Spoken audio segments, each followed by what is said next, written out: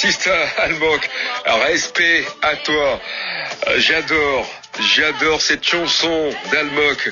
Alors, les amis qui sont des spécialistes ou qui aiment ou adorent la kizomba, qu'est-ce que vous pensez de cette chanson d'Almok? Ça le fait forcément, ça le fait. C'est le moment sur BBC Afrique et parlons justement de kizomba. Jean-Vincent de Djinga est avec nous. Jean-Vincent, bonjour, bienvenue, c'est ton moment sur la BBC. Bonjour Atta, ça me fait plaisir de te reparler, ça fait un moment. Forcément, mais alors, toujours en très bonne forme pour servir nos millions d'auditeurs, pour être dans C'est le moment sur BBC Afrique. Et tu le sais très bien, c'est plaisir partagé de te recevoir encore. Et l'effort que toi, justement, et ta femme, Iris de Brito, vous fournissez pour positionner ces musiques africaines venues d'Angola et d'autres coins aussi. Je dis qu'en musique africaine, pas forcément sur le continent africain, mais ces musiques qui portent l'Afrique très loin.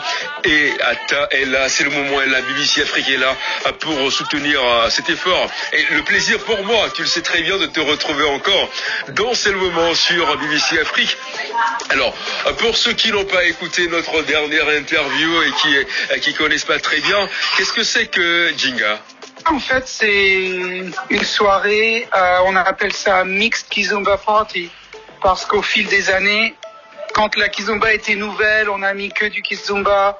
Mais en fait, nous, on a toujours joué beaucoup d'autres choses qui vont avec la kizomba, qui sont tout ce qu'aujourd'hui les gens appellent afrobeats. Mais nous, on a commencé à faire ça en 2008. On n'est pas les seuls, mais on jouait à une fusion de musique ouest-africaine, inclus du zouk et de la kizomba. On n'a jamais rentré dans les guerres d'église.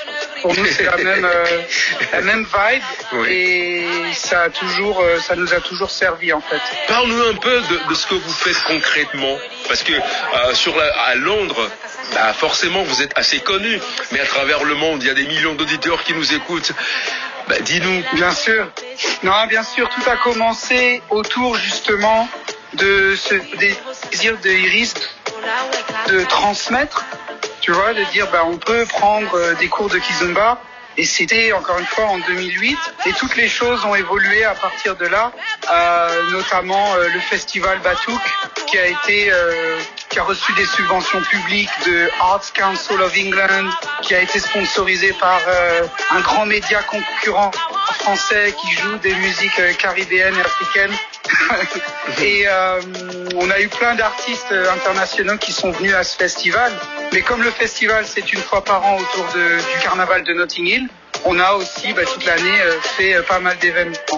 Et depuis 5 ans, on fait cette soirée qui s'appelle Djinga, et qui est effectivement un rendez-vous trimestriel où tous les gens qui apprécient les musiques ouest-africaines peuvent se retrouver, tu vois. Et c'est des francophones, des lusophones, des anglophones, des diasporas ou pas. Oui, diaspora ou pas. Lusophones, quelle que soit la race, il n'y a pas de race, il n'y a pas de couleur, il n'y a rien. C'est beau, c'est joli. Je vous dis, les cousins, les cousines de C'est le moment sur BBC Afrique, c'est là où il faut être. Et justement, là, il faut être le jour précis, c'est le jour de la Saint-Valentin. Alors, Jean-Vincent, dis-nous comment ça se passe. Cette date du 14 février, on a toujours rêvé d'avoir une soirée le 14 février qui tombe pendant un week-end et qu'elle soit disponible. Donc nous, on est depuis un moment dans un club qui s'appelle Akoum, qui est à Clapham, pour ceux qui connaissent Londres. C'est à 15 minutes du centre de Londres, au sud.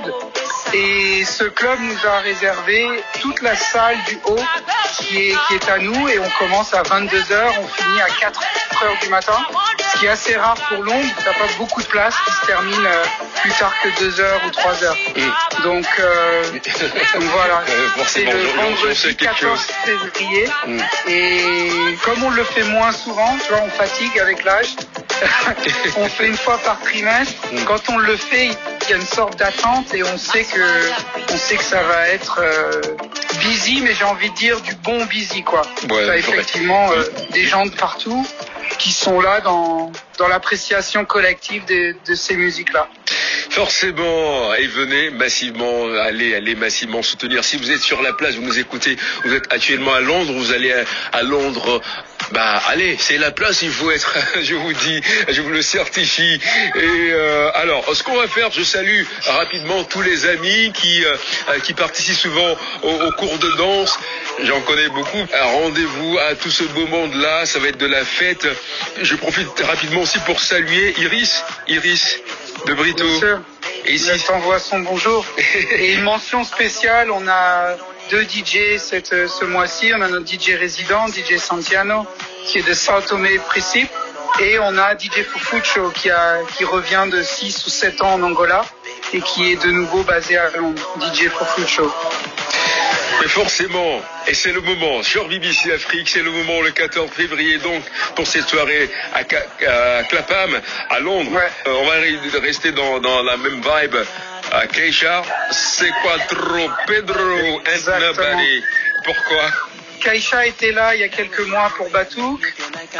C'est Pedro, pour on dit en français. On s'est loupé, hein, on était dans la file, on était dans le carnaval. Mais on pouvait pas se voir, on s'est donné rendez-vous, on pouvait pas se voir, il était de l'autre côté, on sait que c'est des milliers, des dizaines de milliers de personnes, on n'a pas pu se voir, mais bon, peut-être la prochaine fois. Mais cette chanson, c'est exactement la représentation de ce qu'on essaye de faire, et tu vois, lusophone, francophone, on est ensemble.